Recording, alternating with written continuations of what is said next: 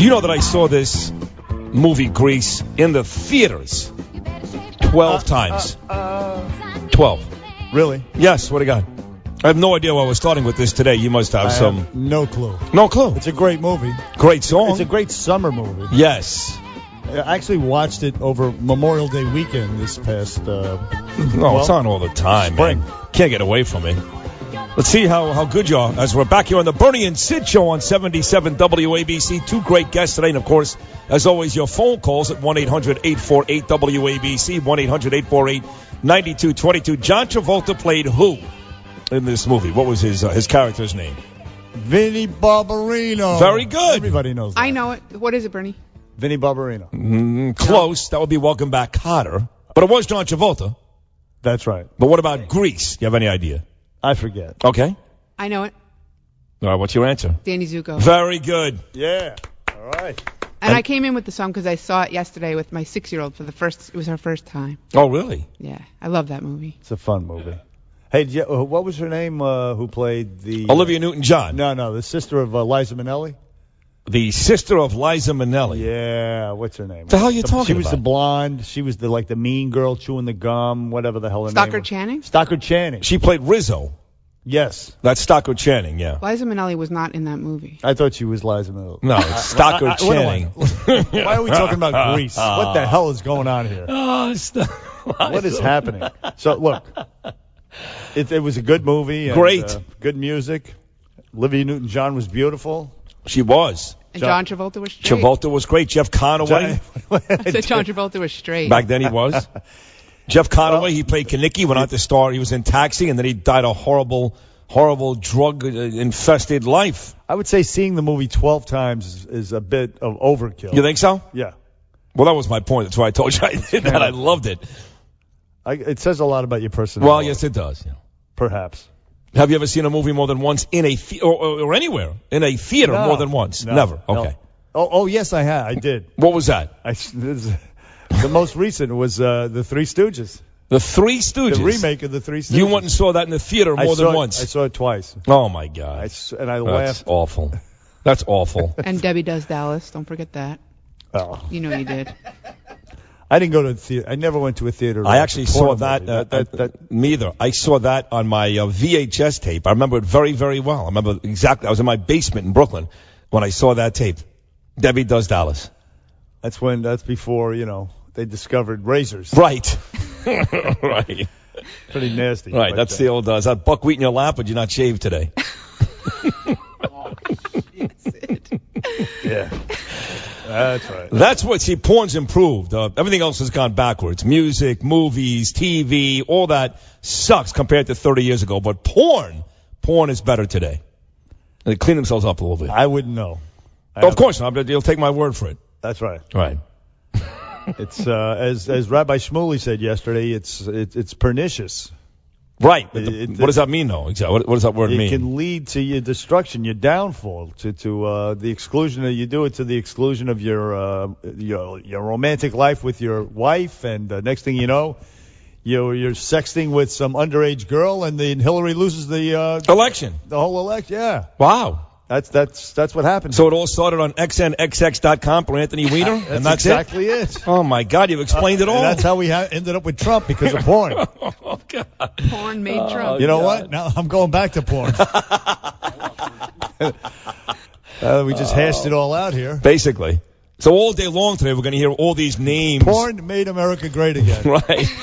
All these names being bandied about to end up in Donald Trump's cabinet. I think John Bolton's out now. He's done.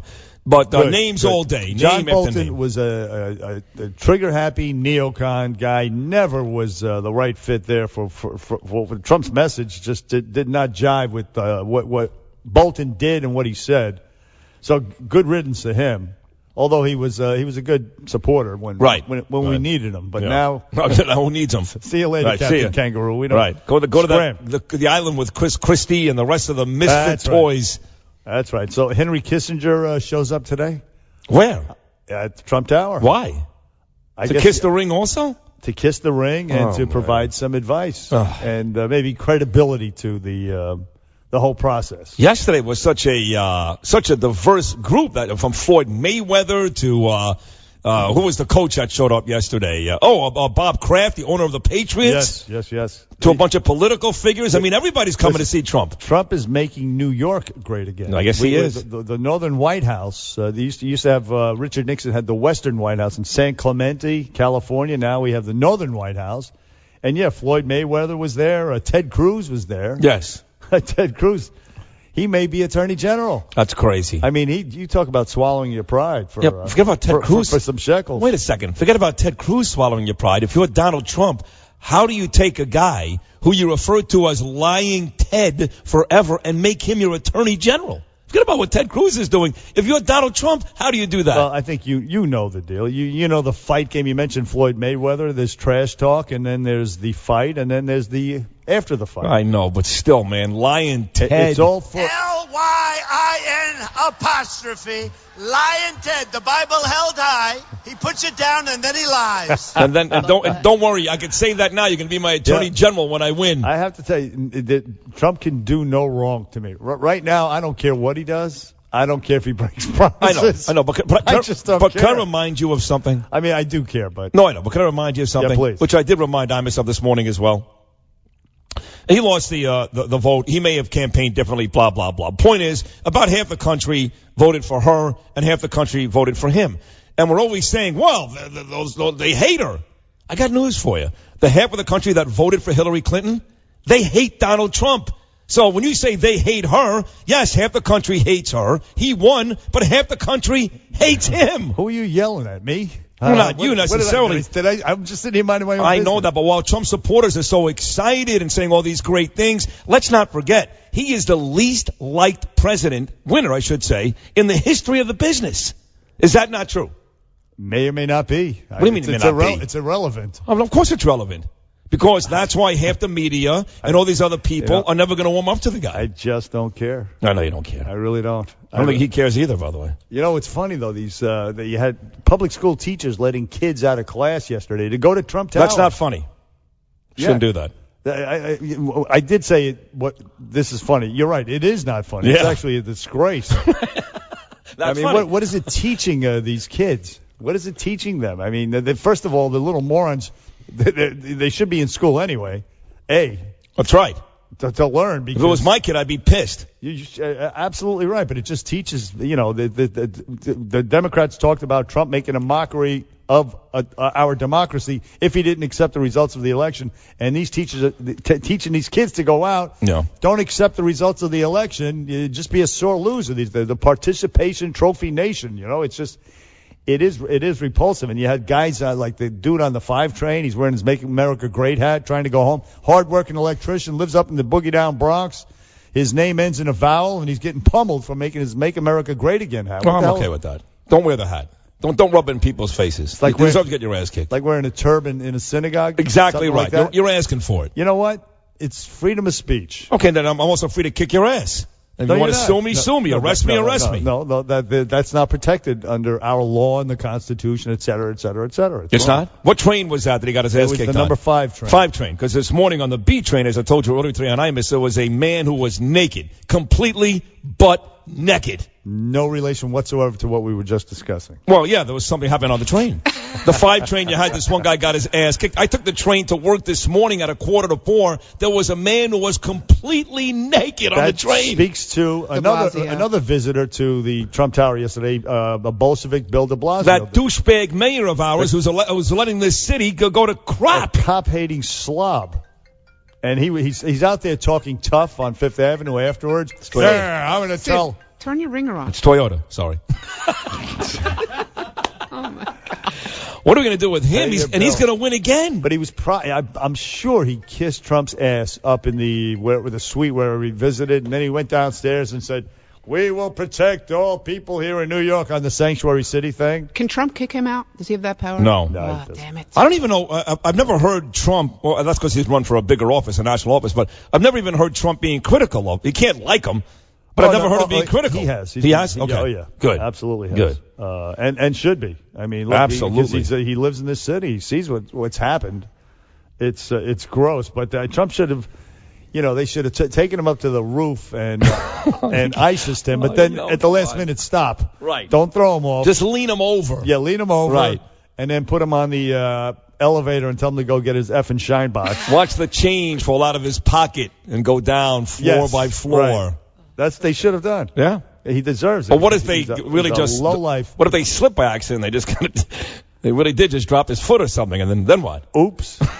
I guess Bo will be mayor soon. Bo will be mayor. Oops, upside your head. I said, oops, upside your head. Hey, you keep saying Bo is going to be mayor, and of course we love Bo. Or Curtis. That's what I'm saying. Curtis Sliwa's, at least according to him yesterday, is still very serious about his run. Curtis is pissed. He's very angry with us. Pissed at us. No. Mostly pissed you. At me. No, not mostly me. He told me mostly you.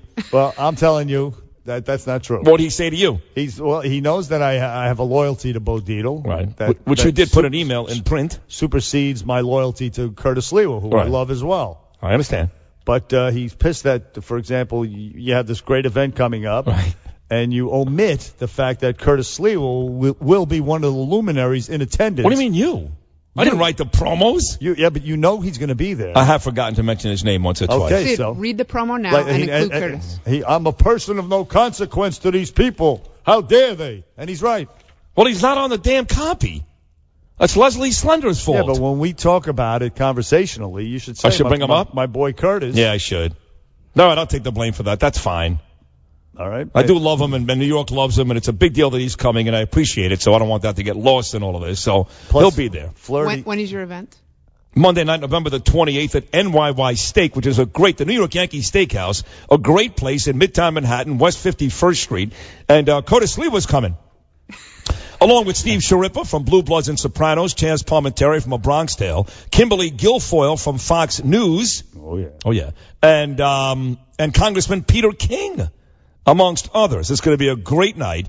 Sports trivia, steak, guest athletes, surprises, all that fun stuff. You can fill out your reservation today online at WABCRadio.com, or you can call 212-613-3848 and take part in the event. And Curtis Sliwa's coming. Curtis will be there. Yeah. Maybe there'll be a fist fight or something? Maybe. Well, it's funny you say that because he wants there to be a debate. You know what I'm saying? Like, he wants, like him and I, for example, to debate about sports. Go at it. That's when he's at his best. He thinks this should be some sort of focus. Right. Some sort of issue. I'm not in the mood to yell. Don't back it. I don't care. Like LeBron James. I just don't care. Carmelo Anthony he's okay with burning buildings down in people's own neighborhoods. What? Et cetera, et cetera. Oh, Carmelo is right. Yes, Carmelo. Right. He thinks that intersects with sports and politics. And that would be his type of night. Well, it's a good idea. I'm very tired, and I don't know if after doing the Amish show and this show, I'll be yelling at Curtis Sliwa. You know what? At 8:00 at night. We don't want to be bickering at New York Yankee Steakhouse. We want to have a good time. Exactly. Curtis, you know what? The fist fight might be between you and Curtis that night. I think so. And listen, our guest coming up at the bottom of the hour is poor Lanny Davis. Be nice to him. He's my friend. And his son Seth is my good buddy. Seth. I know both of them. I know you do, but if you're a college basketball fan, and that's going well these days, a couple of big games at the Garden a couple of nights ago, Kansas beat Duke and Kentucky beat Michigan State. His son Seth is one of the top guys at CBS and Sports Illustrated, Seth Davis. Yeah, I know. And, the fans may not know, the listeners I should say. And his dad, Lanny, of course, is a Clinton lackey. The point is, who cares?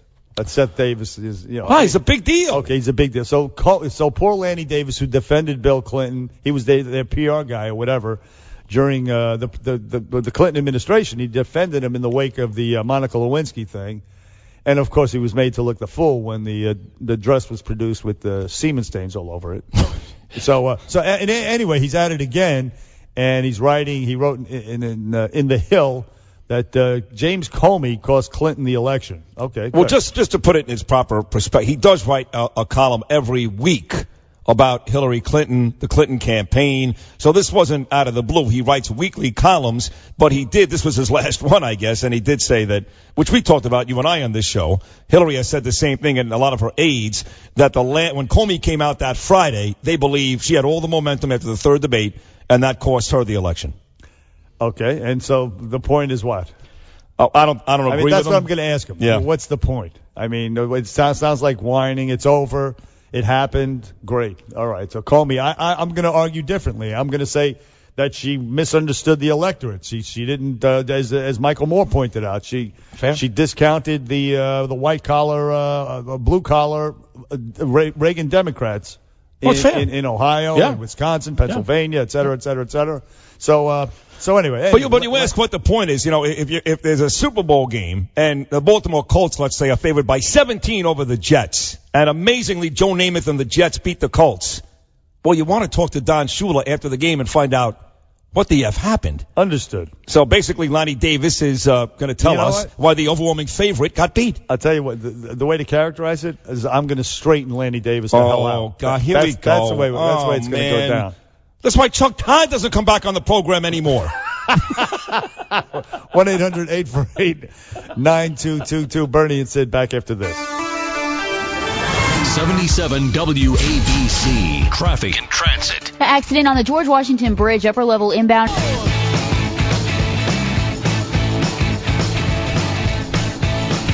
Back here on the Bernie and Sid show on Friday Eve, 77 WABC. I wish we could actually just broadcast the whole conversation. That's terrible. Every category there is. Noam is such a deviant. Oh, he is a sick bastard. Isn't he, though? I walked in there. Are you kidding? No, all I'm I heard a was newscaster. I like the mother-daughters. Yeah. I like the casting couch. The MILF. The MILF. Old guys and young girls. I was talking to you about Ted Cruz. You're the ones that wanted to talk about that. Public banging on stage. all that stuff. I wanted to engage you in conversation about taxi Donald cab. Trump, and this is what you wanted to You talk took me about. 10 miles in a taxi. I can't pay. Oh, you're going to pay, bitch. That's what Noam likes. I mean, it's. How about the spike in hate crimes in New York? That's what I wanted to talk to you about. I want to go wash my hands. Really. Can you do the news from the control room? Yeah. Lanny Davis. Or from a taxi cab. How about that? Lanny Davis is coming up next, a Clinton apologist and a good guy, by the way, to be serious, on the Bernie and Sid show. After Noam. From the Nouveau Fenwa Studios, 77 WABC. 77 WABC. Now, I will admit, coming here tonight wasn't the easiest thing for me. There have been a few times this past week when all I wanted to do was just to curl up with a good book or our dogs and never leave the house again. But if there's anyone who knows how to pick yourself up and get back on your feet and get to work, it is Marion. Marion, she wants to get married again. Back on the Bernie and Sid show on 77 WABC. That was, a disconsolate Hillary Clinton. Weary. Yeah. And forlorn. She looked beat up and tired. I said this morning on Imus, I felt bad for her. I do. Because I know she really wanted to win. I still maintain if Donald Trump lost, he wouldn't have cared. He would have gone back to his business. She's worked her whole life to get to this spot, and she didn't get it. You're probably right about that. But she was there. It's been analyzed. The postmortems have been done. The reason she lost, a lot of reasons. I mean, she couldn't pull in the former Obama voters. True. The minority voters did not show up for her. Yep. She was, justifiably, I think, perceived as dishonest, bought and paid for, et cetera, et cetera. It was also a backlash to the smug, biased media. That's the journalists, and also the entertainment media, the snotty late-night comics, all of them who were in the tank for her. Everybody was like, screw you, we need something different. But our next guest, our friend, good man, Lanny Davis, who worked in the Clinton administration in the late 90s during the scandalous Monica Lewinsky times and defended Bill Clinton. He is on the line with us right now, and he's out. He's actually wrote an article for the Hill magazine, the online, I guess it's an online. Yeah, he writes them all the time. They're very, very good. Very good. Lanny Davis says something different. Lanny, good morning, and welcome to Bernie and Sid. Hello, Sid and Bernie. Hello, Bernie and Sid. Now, which one of you is number one among equals? I mean, there can't be a co-equal deal here. So who's more important between the two of you? Because I want to suck up to the one who's more important. Bernard, not even close. Lanny, it's him. Not even close. Hey, Sid, my coffee's a little it's starting to cool. You mind? I'll talk to Lanny while you run. Before Bernard does get at you, Lanny, he's going to get at you here. Just be prepared. I already prefaced pretty much what Bernard is a puppy dog. I know he is. He is a sweetheart. That's rich coming from you, Lanny. But before I get to that, Lanny, I want you to know that the Imus had John Calipari on this morning. So I texted your son, who I love dearly. He's a great kid and a great college basketball guy. Seth, I had a question about Calipari, and guess what? He hasn't gotten back to me yet. That's unusual because Seth's pretty quick on I know. Text messages, I know. especially regarding Coach Cal. And by the way, Lanny, I voted for Hillary, and he still hasn't gotten back to me yet.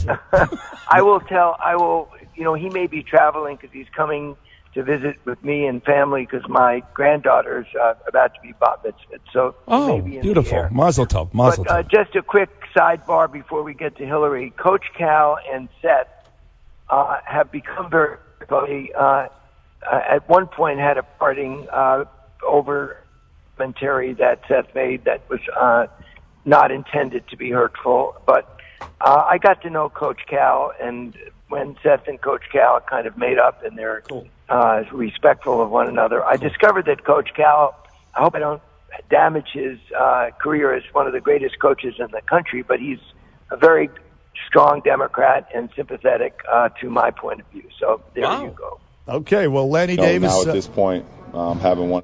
What the hell was that? I don't know. LeBron James popped in out of nowhere. Go ahead. So, Lanny. All right, let's talk Hillary. Can I ask you a question before we get to your? How come she didn't go to Wisconsin since July? I mean, did she not miss the underlying seething anger and frustration of the voters out there in the, Pennsylvania, Wisconsin, Ohio, Michigan? So 27,000 under 1% votes she missed. So that. There's no question. All right, but you go ahead.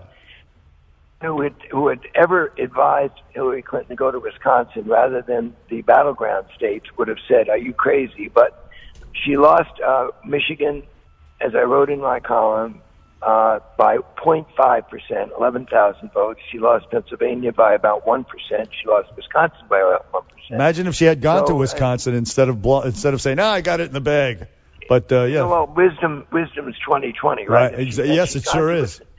In the last weekend, it was pretty clear that things were tightening up. In the last 10 days, things were tightening up, and they began tightening up after the Comey letter, as I wrote. And it's a reasonable argument. Arguments are different than facts. Arguments are, your ability to draw an inference from a fact. The fact that 3 states were 1% or less, beginning with a tightening that occurred immediately after October 28th's Comey letter, leads me to an argument that the Comey letter was the big difference maker, especially his second letter, which led to 4 days up to election day. I don't think anybody can deny that. She clearly had the momentum after the third debate, and I think 2 things happened that started to derail her. On top of what Bernard is saying is true, but the 2 things were, oh my God, here comes Obamacare spiking, and the Comey letter. Those 2 specific things, Lanny, those 2 started to hurt her, and then the rest, which Bernard talks about, did come into play. But I don't disagree. I think she had the momentum. She was looking good, and the Comey letter was the beginning of the derailment. Well, if we were talking about a significant number of votes that need to be affected by one or both of those events, then we could have a pretty good argument. Who knows? No one can be proven right or wrong. But if you're talking about a margin of 1% or less in the case of these 3 dark blue states, and they were 5 to 10% margins up to October 28th in every single poll, and the tightening began to occur so that the campaign recognized it, and Hillary Clinton went to Michigan, and that's when I certainly knew things were serious, on the night of before the election. That's my argument, but I don't want you guys to miss the more significant part, given that we now have a Trump administration about to take power, that Rudy Giuliani, after consulting with 2 senior former federal prosecutors, at least arguably committed a crime by revealing the results of FBI investigators, which is a crime in obstructing justice. And I stated the statute that on national television on November the 4th, Giuliani said, "I hear from former FBI agents that the FBI had told me ahead of time, had told these former agents about this Comey letter," or referencing to a big surprise. And in making that admission, he disqualifies himself certainly to be Attorney General because he's complicit in a leak of an FBI investigation, which is obstruction of justice if there's some proceeding, which there was. And I'm hoping that in the public dialogue, I'm the first one to raise this, but when I saw him on Fox on that morning, I said, this man's a former top prosecutor in New York. He just probably committed a crime. I hope that gets into our conversation, but we can go back to the Hillary. Okay, but I'm sure that did not affect the election. I mean, let's face it. No. I'm just making that as a going forward issue that needs to be addressed. If anybody considers Giuliani for a cabinet position, he's got to explain himself about participating in a criminal, potentially at least criminal conspiracy. Well, again, explaining themselves in a criminal conspiracy from a defender of the Clintons is a pretty rich statement. But, I mean, given the Clinton Foundation and all that sleaziness that occurred there. But fair point, Lanny Davis, fair point. Listen, on election night, were you at the Hilton? I think she was at the Hilton headquarters. Peninsula. Peninsula. Were you there? Were you there with her? I was there, several floors below her room. But did you hear anything? Any objects flying around, hitting the wall, or screaming? You know, whether it's any Republican or any Democrat who runs for president and fights their heart out and loses, it's only if you're especially someone who goes a long way back and you're a friend.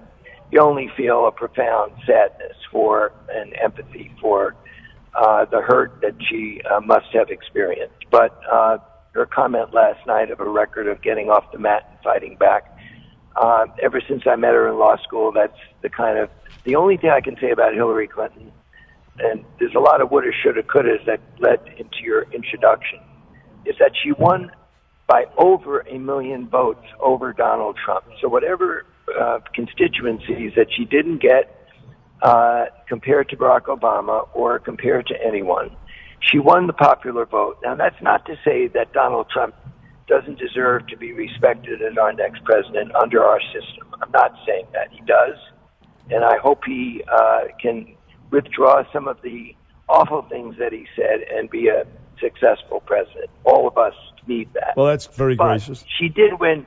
She did win. Every time I hear people talking about all of the things she did wrong, she won by over 1 million votes, and it looks like it'll be close to 2 million votes.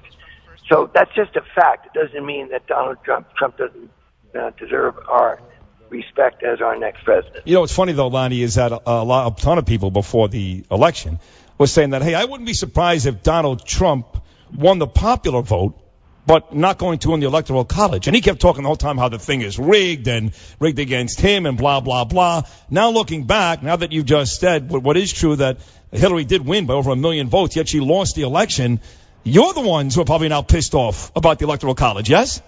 No, because of intellectual honesty. Donald Trump tweeted, I just saw it last night in 2012, the Electoral College system is a travesty, and it should be by popular vote. Whatever else I've just said graciously about wanting Donald Trump to succeed as our president, it is a simple fact that he's a hypocrite. He says things for the moment and then switches his position. And now the Electoral College looks pretty good to him. I support our constitutional system of an Electoral College.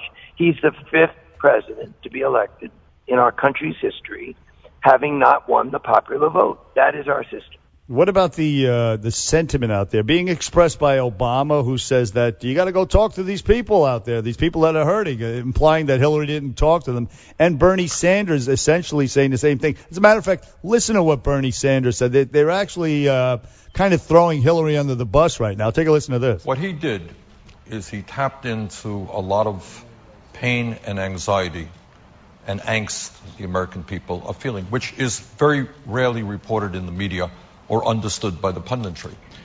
The fact is there are millions of people in this country right now today whose life expectancy is lower than their parents.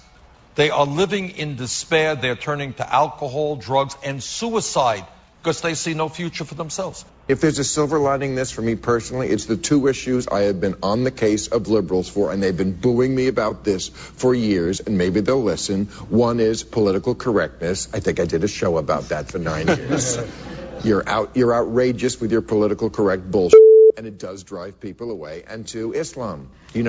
Islam. They don't. Democrats, there's a terrorist attack, and Democrats' reaction is don't be mean to Muslims instead of how can we solve the problem of blowing up in America.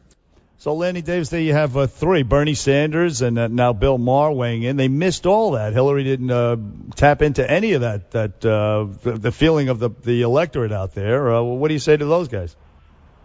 Well, first of all, they're right. You can have two things that are right. Hillary Clinton ran a successful campaign and won 2 million more votes than her opponent. Under our system, she didn't win. And the system is a legitimate system based upon recognizing states. That was our compromise at our original Constitution. And the campaigns were tailored towards winning in that system, yes. No, but you can't say that she failed if she won 2 million votes more than Donald Trump. But it's also right, you can have two things right at the same time, that we Democrats need to do a better job at talking to working class Democrats who are culturally conservative. People regarding guns, people regarding religious issues, and even pro-life issues, but also economic populism, which Bernie Sanders is so articulate about. So you can have two things at the same time that are right. The one thing that I am personally sick of as a Democrat, even when we won with Barack Obama, is looking at the map of the United States. The one that really gets me upset when we won 2 straight elections with Barack Obama, and less so when Bill Clinton ran, is you look at the county map of America, and it's all red, except for little splotches of blue on the East Coast and the West Coast and in the Midwest.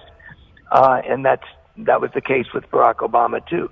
So why is the country in its rural areas and in its working-class rural areas so red? Why have we Democrats? Franklin Roosevelt didn't have an all-red map in the midsection of the country. He appealed to rural farmers who were out of work because of the Great Depression. It's a legitimate beef. It is. Your party has failed them and not spoken to them. And listen, Lanny Davis, we are out of time. But you are gracious and beautiful, and we love you, Lanny. And even in defeat, you're a class act. You really are. Tell Don I said hello, and I'm glad we have Seth Davis fans. He's a lot better than his father. And we are honored, graced with beauty, to have in our studio right now, joined by best-selling author, the #1 book in the country. Amazing. Good God Almighty! And it's not like there isn't any competition out there right now. There is some heavy competition. In your own building between Bill O'Reilly and Megan. Your own building, you have competition, but you're running away with it. The book is Take Heart, My Child, A Mother's Dream. And Fox and Friends fans know her. Every single morning does a great job. Ainsley Earhardt, live in studio. How are you? Thank you, Sid. Thank you, Bernie. I got a quick story for you. I can't even believe this. Yes, sir. Before you get to the book. Okay. I used to do sports a long time ago before I started doing this with Bernie, which I love. This is my dream come true. So I'm living in Florida. It's 1998. It's a true story. And my agent calls me. He goes, isn't it your dream to come back to New York and do sports? I said, 100%. What do you got for me? He said, I got a weekly show for you. It's at Mickey Mantle's restaurant, which is now out of business on 5th Avenue. And you'll be hosting with a guy named Brian Kilmeade. I said, never heard of the guy. Forget about it. Swear to God. Not happening. You said forget about it? I said, never heard of the guy. I'm not doing it. He blew off Kilmeade. 1998. No way. And now so who got the job? I have no idea, but Kilmeade's a big star sitting next to you every single morning. So that was Kilmeade's first gig, too? It was probably his first gig. But you know what? He actually did Kilmeade a favor by rejecting him. Because well, what did Yogi Berra say? When there's a fork in the road, take the fork. That's it. You know, I mean, you still made the right decision. Look at you now. You're back in New York. I think so, You have your own radio show. You're doing great. That's right. Things are going great. And Kilmeade is killing it. Yeah, he is. He has a book right now that's *1. I read it, the Tripoli Pirates. That's right. Yeah, it's a great book. Very good. Good history book. He also wrote he wrote the Tripoli Pirates and something with George Washington and spies or whatever. Mm-hmm. Very and the interesting. Secret Six. But we're here to talk about your book. Well, Ainsley Earhardt. I mean, Bernie, I can't believe this. This is so surreal because I wrote a book about, I don't know, like 5 or 6 years ago. I felt like I was going to write a children's book. And that's just kind of the way God speaks to me. Just like you always know when you're not done, when he's not done with your life. You know how that feels. So I knew I was going to do something. Had no clue what it was going to be about. So then 6 years later, my husband said to me, you should really think about writing that children's book. And I said, yeah, I need to. I think I'm going to write it about Sax, my little dog, who's a 2-pound dog, who I always thought was bullied by my 4-pound dog. And every time we'd go out on the streets in New York, people would be like, what is that? Is that a rat? I'm like, no, this is my precious little dog that you're insulting. You know, so I wrote, and bullying was like this big theme, you know, this 5 or 6 years ago. So I thought this would be perfect. And I love children and just have a heart for kids. So I thought that'll be a great theme. So I wrote this book, finally got around to doing it, and maybe that just tells you a lot because my heart really wasn't in it like it should be. So I showed it to my agent. They said, we really like this, so let's get you in front of some publishers. So I met with these ladies at Simon & Schuster, and I walked in, and they were like, we like your book, but we want to know more about you. We watch you on Fox. We want to know about you. So I was telling them I grew up in South Carolina, normal family. Mom went to school. She taught kids. Dad always made breakfast for us and was so much fun and drove our carpool and took us. Sometimes we rode the bus. Sometimes he took us to school and took a bunch of our friends, and he always made it fun.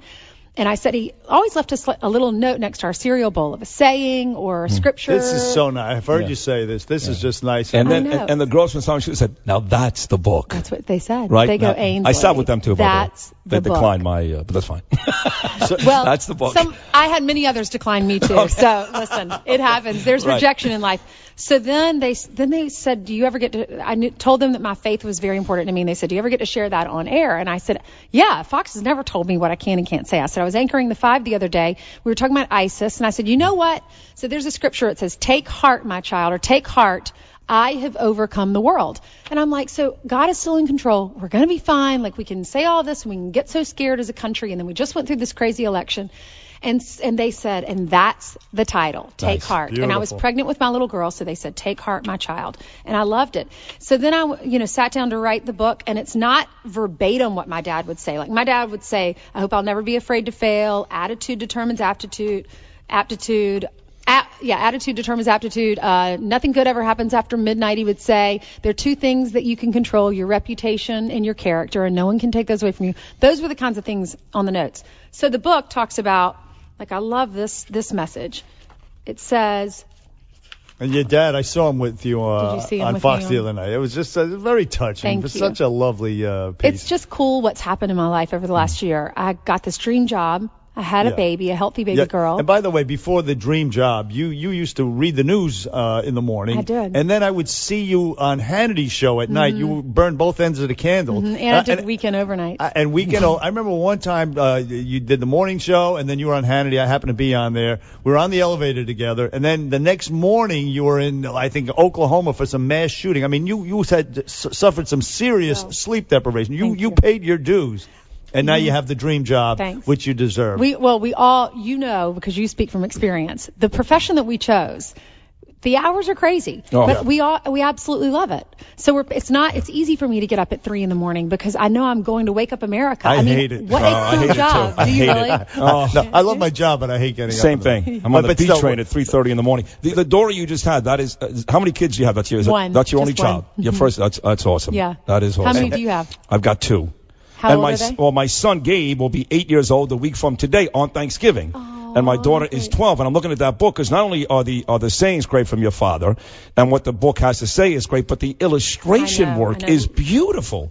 The drawing is intense. Her name is Jamie Kim. She's from North Carolina. So the process is long, putting a book together. So after you write it, you've got to find the illustrator. So we went through several. We called them, and they said they had other projects. They were too busy. They couldn't take on anything else.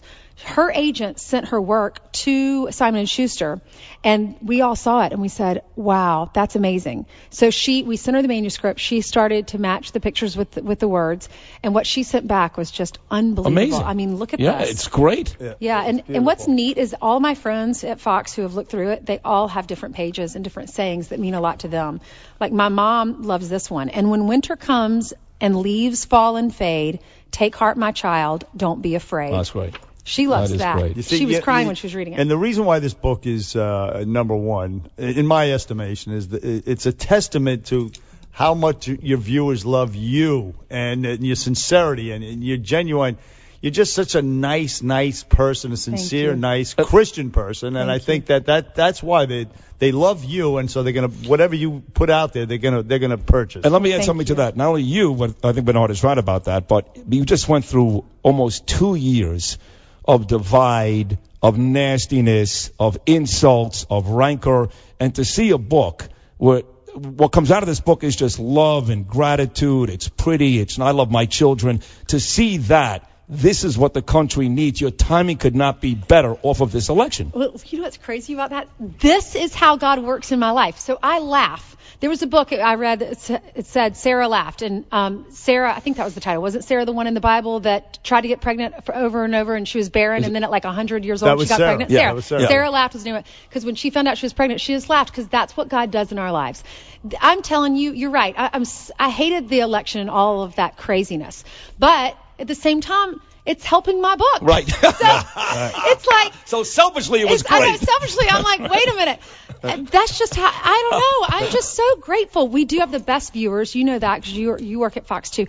We have the best viewers. Y'all have the best listeners. So many people have supported me, and that's why I love this country, because we all just have to help each other. And this is a time when we really need to love one another and come together despite our differences. We are more alike than we are different, and remember that, and love other people.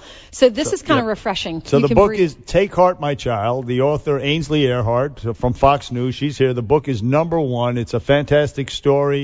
Described as a lyrical lullaby about her own hopes and dreams to her child, based on what your father used to write and say to you, et cetera, et cetera. That's right. And it's a beautiful thing. Take heart, my child. Now, you're from South Carolina, and you came to New York City how long ago?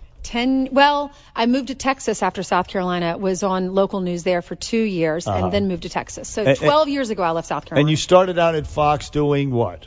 Started out at Fox, funny story, doing the overnights on the weekends.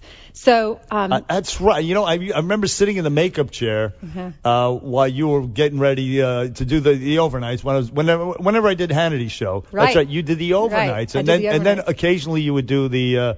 Stay there and do the news all morning long, for God's sake. Right. So that's how you started doing overnight news at Fox News, and people just they discovered, hey, what are we doing? Right. Put her on prime time. Thank you. Well, I did that for 7 years. In the last 2 years, they let me stay after I'd done the whole overnight shift. Yeah. They let me stay and anchor. We started the 5 a.m. show called Fox and Friends. Right. And I anchored that for 2 hours after I'd done the overnight shift. And then for 1 hour, I'm sorry. Then they decided to. There were 4 of us that kind of rotated, and then they selected 2 of us to anchor the show. That's when I got off the overnight shift and just did the 5 a.m. And then when Elizabeth Hasselbeck decided to leave to go be with her family, I was away on maternity leave, and they called me to come in for an interview, and we talked about it, and they offered me the job when I was on maternity leave. Fantastic. So they waited for you to come back, obviously. Now we have like Kimberly's on this show all the time, Guilfoyle, she Dana. Is? Oh yeah, they're all great friends. But you're in a good spot because of your personality. And I just met you for the first time. Bernard knows you. The fact that you're out there in the streets with Steve and Brian, and you're doing stuff on the street, and you're kind of doing a lot of stuff off the cuff. You're not sitting in a studio necessarily like the 5 or outnumbered. I think that's perfect for you. Do you enjoy that part of the show, that you're kind of out there touchy-feely with the people? Do you like that? I love that because that way I can meet the people that keep me employed. Right. My dad always said, never forget from where you come. He said, don't ever forget where you came from. Right. My mom said, don't end a sentence in a preposition. So those are their personalities. Was she an Very English teacher? sage advice. Yeah, she English major. There you go. And she is a teacher. Right. She early childhood development teacher for 33 years. She was before she retired. But yeah, so Dad said, don't ever forget where you came from. So I like going out there and meeting the people that keep us employed. They put food on our table. Absolutely. They're going to help me send my daughter to college. Most of them are nice, right? Now you were you're a Donald Trump. I know you try to play it both ways. You're on TV, but we're fair and balanced. That's right. Comes out a little. You kind of like Donald Trump. People didn't give you a tough time at all. Nobody came by, yelled something, nothing like that. Never. I don't see that. I go to work super early. We have security all over Fox News. Thank goodness. So I really don't see that. And I'm from the South. Most people in the South are pretty conservative. Yeah. So Donald Trump got South Carolina, which is where I'm from. He So did. most of the people that my family, and they're conservative. Yeah, sure. Are you rooting for Nikki Haley to get the Secretary of State job? I would love to see her get that job. Yeah. I don't know if she didn't support Donald Trump at first. Right. And then she came out recently and said she would support his policies. And as a Republican, she wanted to support him. But I don't know if he's going to hold that against her. But I would love to have her, as Secretary of State. It's a good sign that she's up at Trump Tower today. It is a good sign. That bodes well for... and being a female, I'd love to see one or two females. A female from the Palmetto State, another one making it big, as Can you you believe did. this? What was y'all's reaction when y'all woke up that morning at like 2:45 in the morning? I didn't wake up. I was up the whole night. You were? I never went to bed either. Yeah. I think I was elated. I loved it. It was fantastic. I was upset. It was the best night of my life. I voted for Hillary. I did. You did. And but it's funny because poor guy.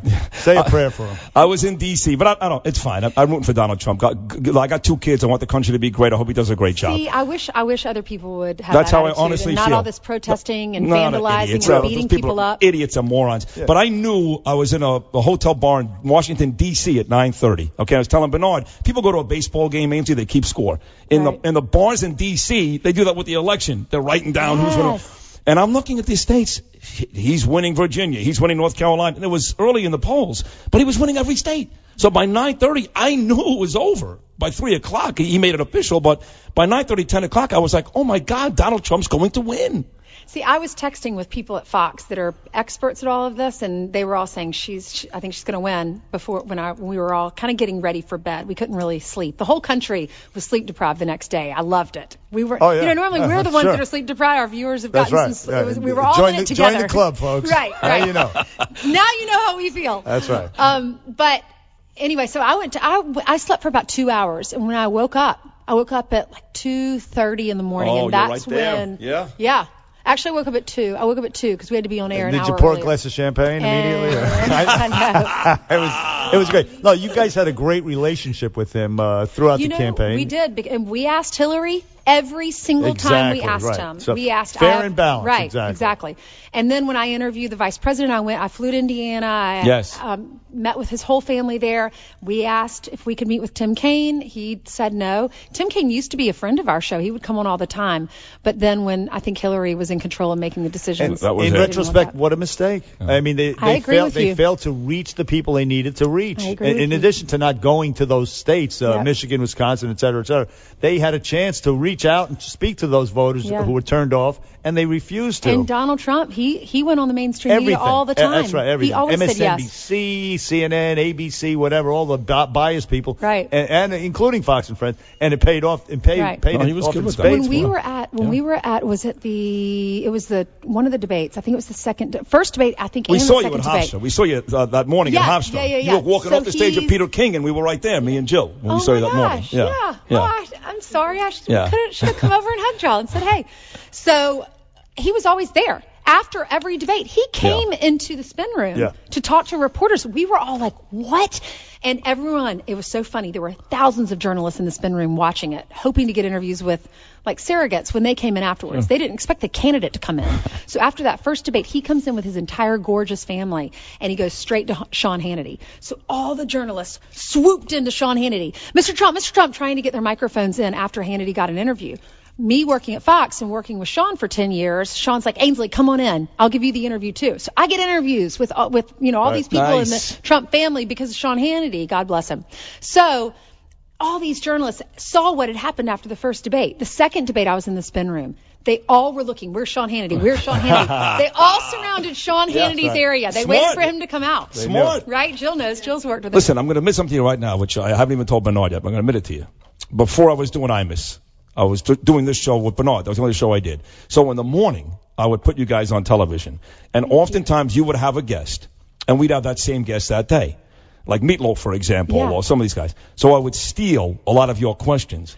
Oh, good. And use them on this show. But I'm being honest about it now. Is that okay? That's okay. You can steal our questions. It's like confession in Catholicism. Right. You're the priest. You're sitting there on the edge of your chair. You had to confess. Right. I watched Ainsley talking to Meatloaf. I go, he's coming in 2 hours. Well, Let me see what Ainsley has to say. I'm going to have to start making sure my questions are better then. But I know you're watching. Lots of pressure. I'll tell you the number one question to ask.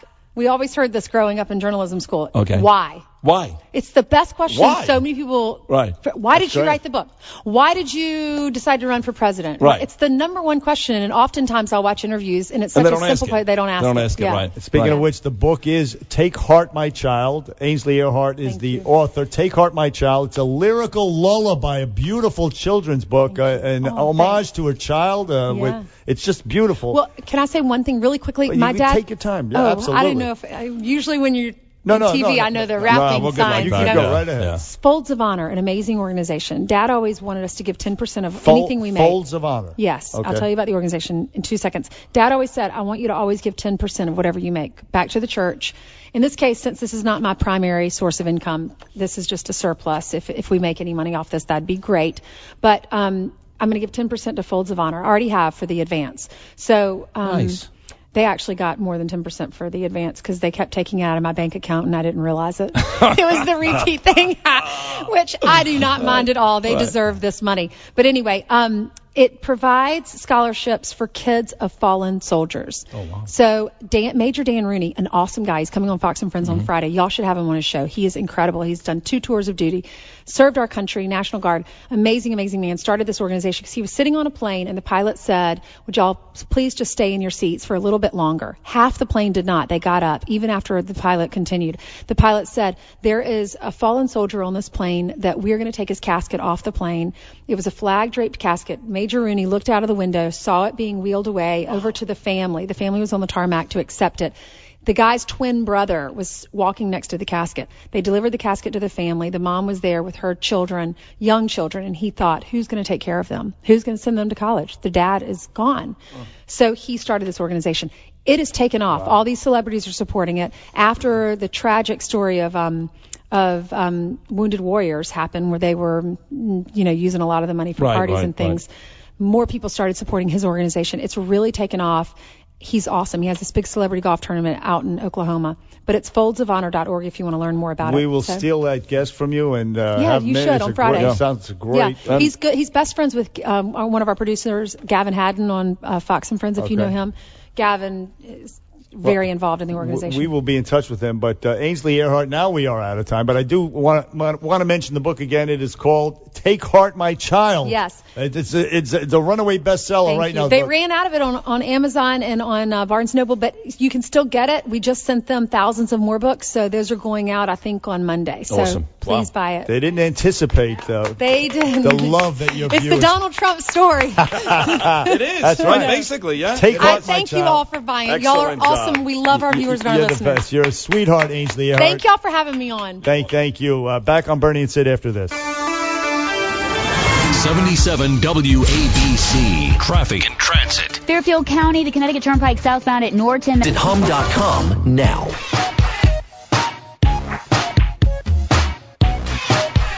You know what, Sid? Is Harry's razors or something else.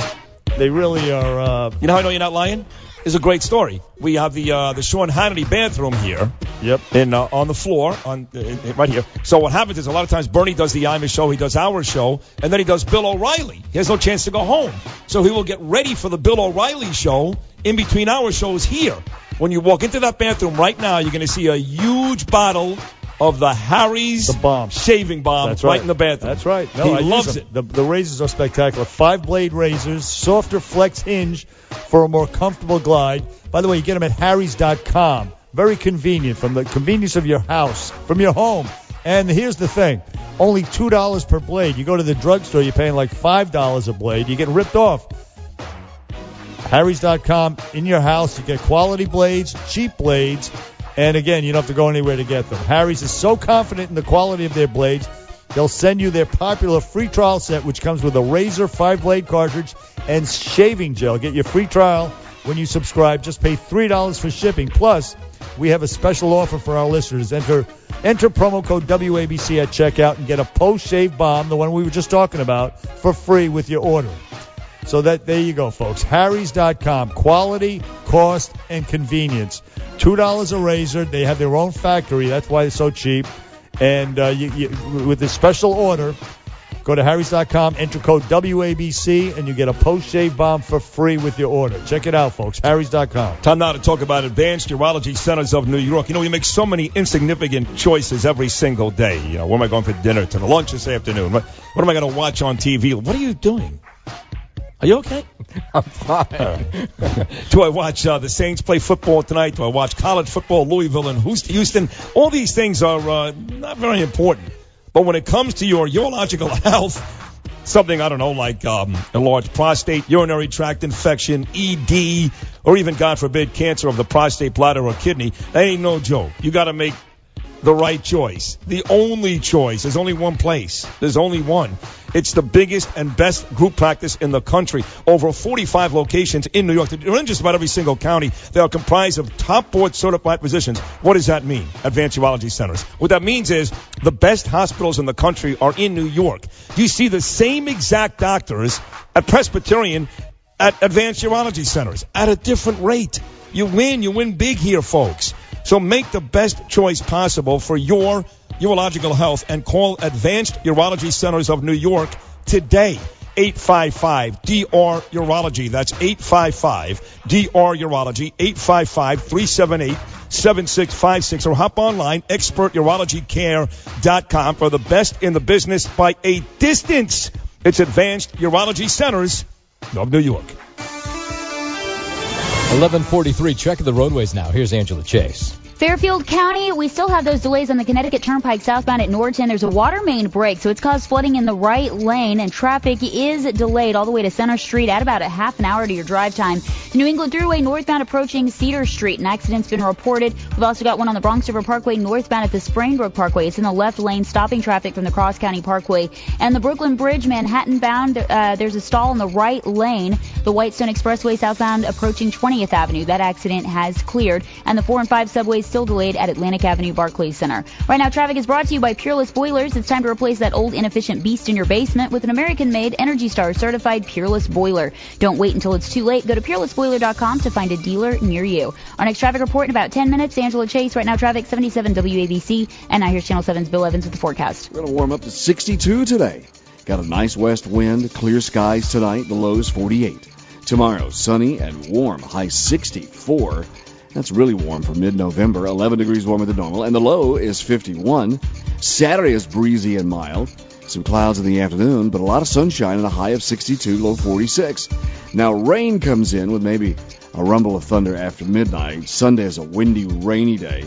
We'll have a cloudy day. We'll have showers. We'll also have some wet snowflakes up in the higher elevations, north and west. The high is 49, the low 38.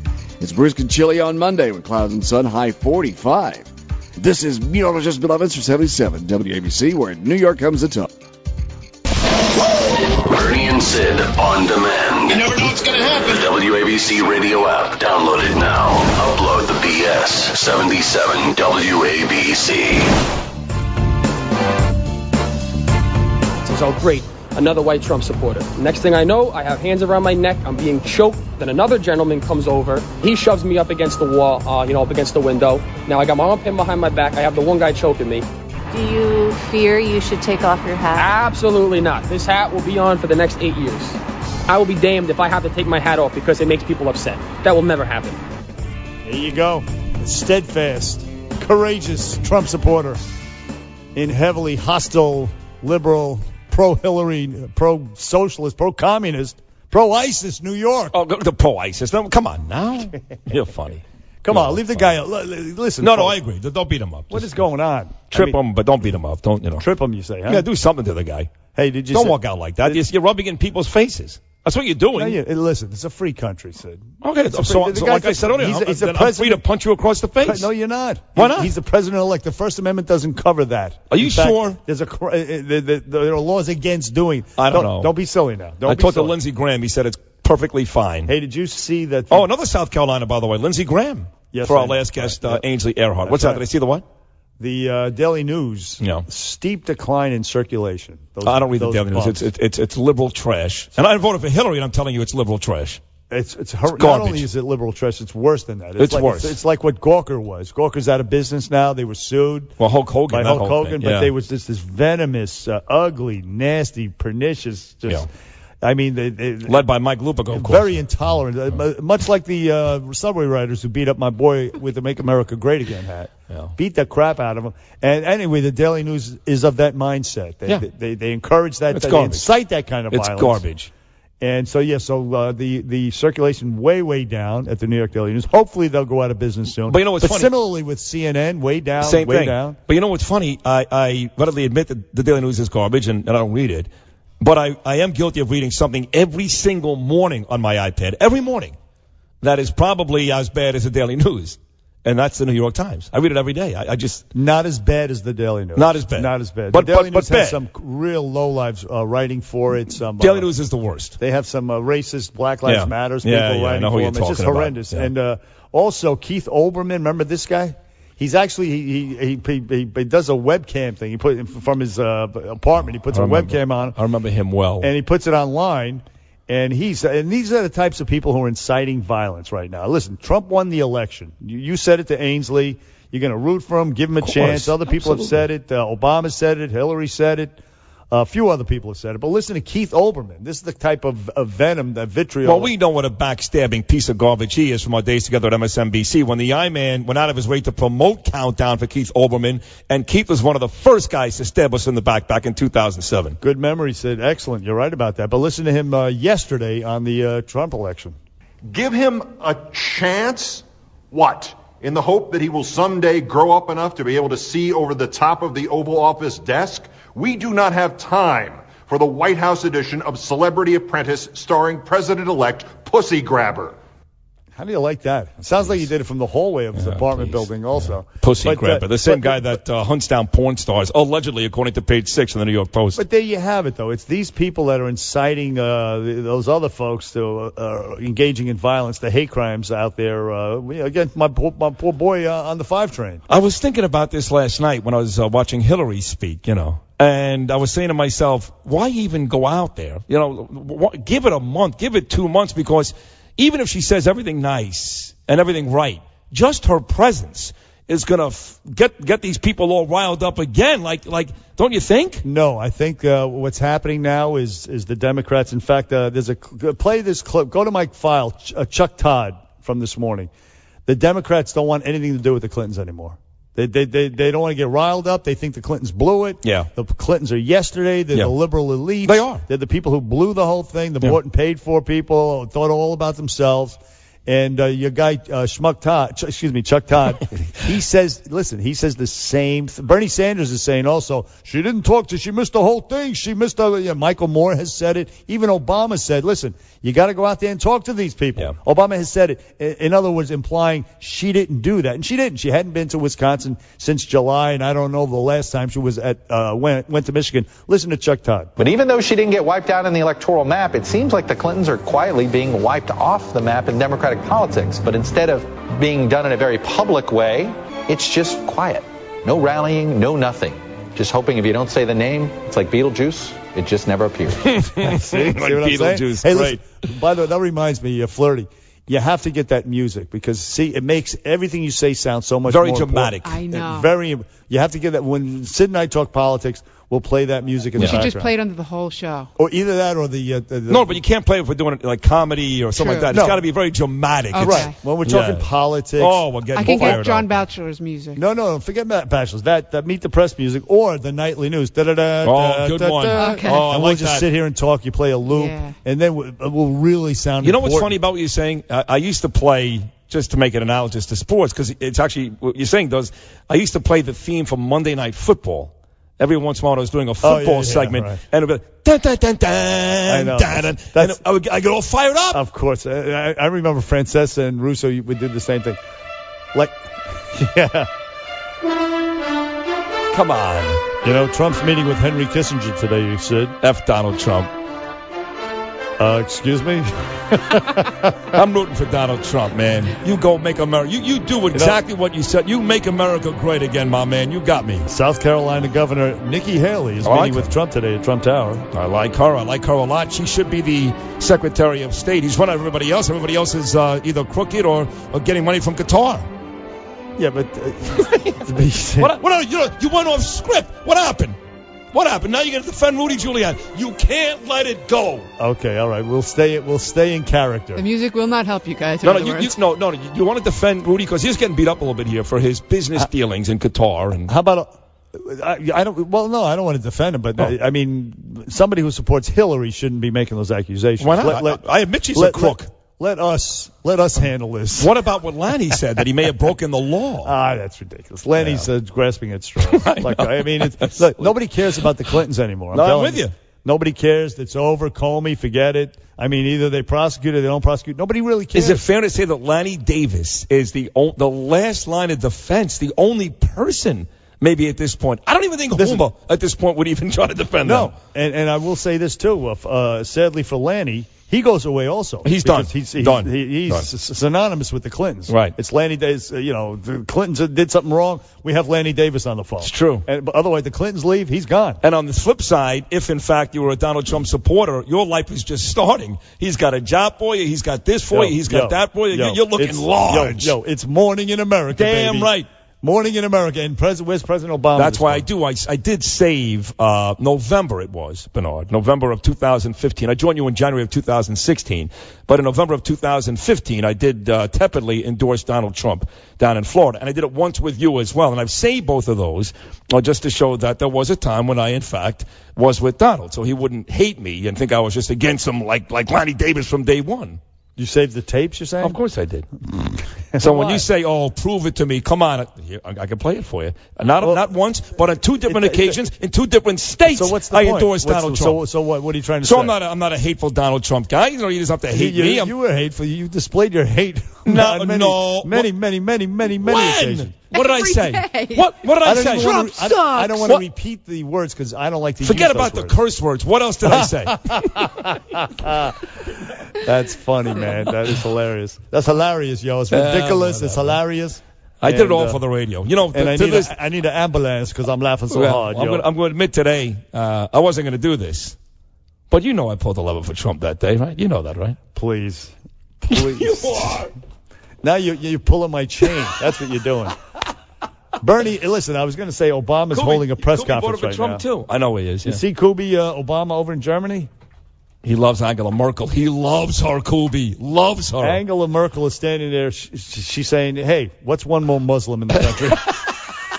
Yeah, well, Donald Trump said that she was his favorite world leader when he was asked that question. Now like everything Donald Trump said. Listen, Kubi, let me just point out. That was before her idiotic allowed a million refugees. It was because she was the austere economist, the head of the EU, the only responsible person to the countries, the takers, the greasers of the EU. Yo, you got to pay up. Do you know what new word has been added to the dictionary? What word is that? Post-factual. Does that mean stuff that's not true? No. We've always had stuff that's not true, but now nobody cares that it's not true. We're living in a post-factual era. Facts are just another thing like emotions or other things that everybody has. She was the hero of the EU, made Greece and Spain. That is true. That is true. And that's why people admired her. And then all of a sudden, she lets in 1 million refugees into Germany. He said that afterward. But again, it's post after the refugees. Yeah, he did. But again, we are post-factual. It doesn't matter, Bernie. Your facts are as good. I don't believe your you. ignorance is as good as my facts. Your lies are not working. Exactly. You save your lies for your my clients. Your stupid Curtis and Kubi show. Don't lie on this show. Hey, Curtis and Kubi are up next, folks. Bernie and Sid back after this. 77.